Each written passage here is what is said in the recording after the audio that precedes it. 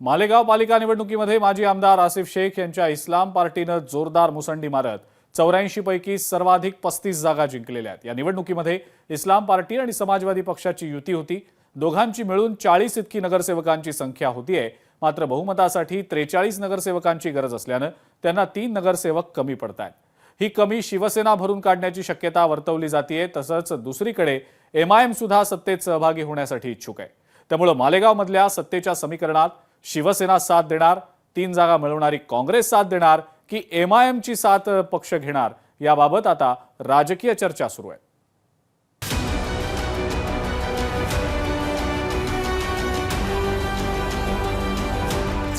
मालेगावात माजी आमदार आसिफ शेख यांच्या इस्लाम पार्टीची घौडदौड। सर्वाधिक जागा मिळूनही सत्ता स्थापनेसाठी जुळवाजुळवीची खटपट। इस्लाम पार्टीला काँग्रेस, एमआयएम की शिवसेना साथ देणार? मालेगाव महापालिका निवडणुकीमध्ये माजी आमदार आसिफ शेख यांच्या इस्लाम पार्टीने जोरदार मुसंडी मारली आहे। मात्र बहुमतासाठी 43 जागांची आवश्यकता असल्याने त्यांना 3 मतांची गरज आहे।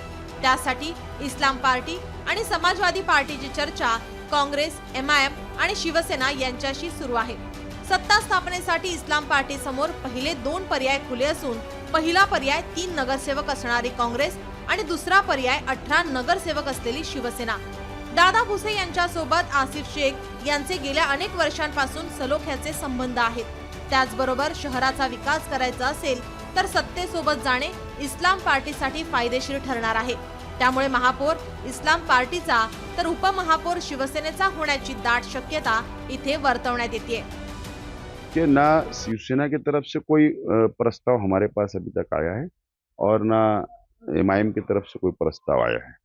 हाँ, हमने आह्वान किया जरूर है, हमारे पक्ष के माध्यम से, हमारे सेकुलर फ्रंट के माध्यम से हमने आह्वान किया है ना, हमने विनती की है कि शहर के विकास के लिए, शहर के डेवलप के लिए हमारे साथ बिना शर्त आप लोग पाठिंबा दे दो, हमारा महापौर बन जाएगा, हम लोग शहर का विकास, शहर का डेवलप करेंगे। हा पक्ष वरिष्ठांच्या आदेशावर चालणारा पक्ष आहे।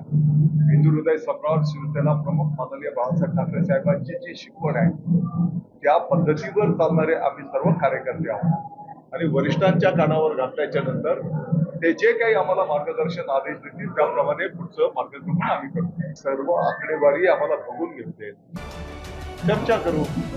सत्ता स्थापनेसाठी या ठिकाणी तिसऱ्या समीकरणाचाही विचार होतोय। इस्लाम पार्टी सोबत आघाडीत असलेल्या समाजवादीने मालेगावच्या विकासासाठी एमआयएमला सोबत येण्याचं आवाहन केलंय। त्या आवाहनाला एमआयएमचे आमदार मुफ्ती इस्माइल यांनीही सकारात्मक प्रतिसाद दिलाय।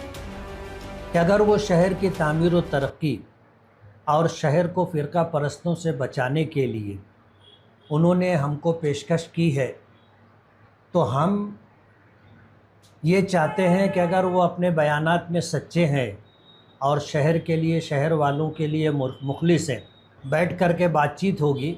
शहर की तामीर और तरक्की के पेश नज़र अपनी और अपनी पार्टी का वक़ार बहाल रखते हुए हम उनके साथ बात करने के लिए तैयार हैं।